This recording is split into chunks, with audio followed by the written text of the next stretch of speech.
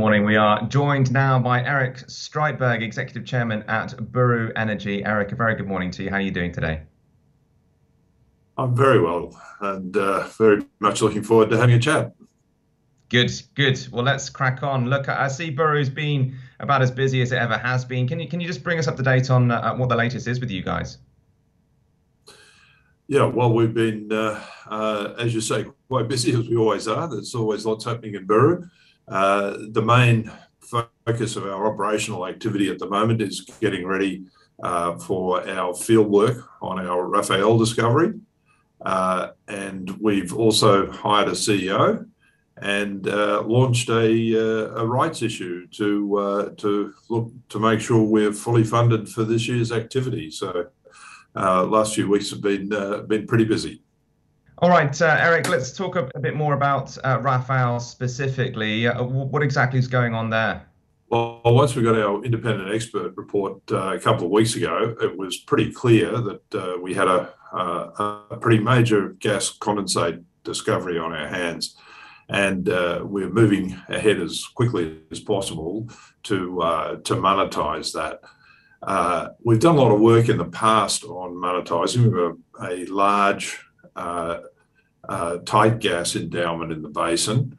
So we're really well positioned to move forward on that. And there's some terrific opportunities out there. And they range from petrochemicals in the Canning, and they're things like methanol, potentially blue hydrogen, green ammonia. So there's some real opportunity there. But there's a very exciting opportunity, which is taking advantage of the ullage in the Northwest Shelf LNG processing trains. And that would give us access to the international LNG market, which of course is very strong at the moment and looks like it's going to stay strong for a long time as a lot of European customers switch over to LNG rather than piped gas. So plenty going on in the background. Yeah, what's the forward work program like there? Well, we've got some pretty exciting stuff coming up this year. And we're moving quickly to try and get that started in the third quarter. The first thing we're going to do is test the extra zones in the Rafael well that we weren't able to test in the last program. We got quite a good gas flow and a lot of condensate, which is light oil, in our last test program. But there are a number of zones in the well that we couldn't access with its current completion. So we're going to do some work on the well and test those other zones. And we're pretty confident we're going to increase the flow rate pretty substantially. And in the background, we're also getting ready to do a big 3D seismic program over the structure. And that'll give us the confidence for our appraisal program that we're looking at doing next year. The 3D seismic and the retest should put us in a good position to increase our contingent resource number, which is already pretty substantial. Obviously, it's a very large gas discovery from the look of it. And in terms of this rights issue that you mentioned at the top of the conversation, what exactly is that? Can you give us an idea of what those funds are going to be put towards? Yeah, look, we wanted to make sure we were fully funded for the program this year, including the commercialisation work.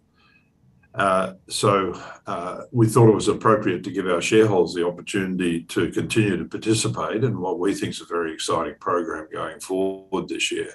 So rather than doing a placement to new shareholders, it seemed much more appropriate to allow our existing shareholders to have the opportunity to take up some additional stock. We launched the prospectus yesterday, so it went out to all our shareholders, and we're very much looking forward to their support and making the rights issue a success. And lastly, let's talk about this new CEO that you've appointed. It seems to have taken a little bit of time. How pleased are you with the results? Look, we're absolutely delighted that Thomas has agreed to join us. As you say, it was a long process. We were very thorough. We had good support from recruitment agencies and evaluators, and there were some very good candidates for the position, and Thomas was a standout. Now, the really great thing about Thomas, of course, is that he has experience in the West Australian gas market, and particularly in monetisation of gas in Western Australia. So he's going to be able to hit the ground running in a big way. Look, the only disappointing thing is that his current employer thinks so highly of him that he's not going to let him go for a few months. So it'll be a little bit of time before he gets his feet under the desk. So I'm not going anywhere for a while, and I'll certainly help Thomas to move the projects forward, including, of course, Rafael and our energy transition businesses, which are really going quite well at the moment. Yeah, look, just to pick up on that, I see that you've had some good news too on your GeoVault project. Is that right? We certainly have. That was a real feather in our cap. There was a lot of competition for some Commonwealth grants to advance carbon capture and storage projects, and we were granted a substantial amount of money together with people like Woodside and Mitsui, and that's to work on our GeoVault subsidiary, or through our GeoVault subsidiary, on a carbon capture and storage project in Western Australia. So very pleased about that, and it's given us some real impetus to get to a point where we think any major project that is going to be given approval in the future is going to need obviously some form of carbon offsets, and we see carbon capture and storage, or CCS, as one of the big enablers for these projects. So we're absolutely delighted that we're going to be able to move forward on our project in GeoVault. Great. Well, look, clearly a lot of stuff going on, lots to keep you busy, and in particular, Thomas's starting work. But thanks very much for updating us, and no doubt we'll catch up again soon. A pleasure as always. Thank you.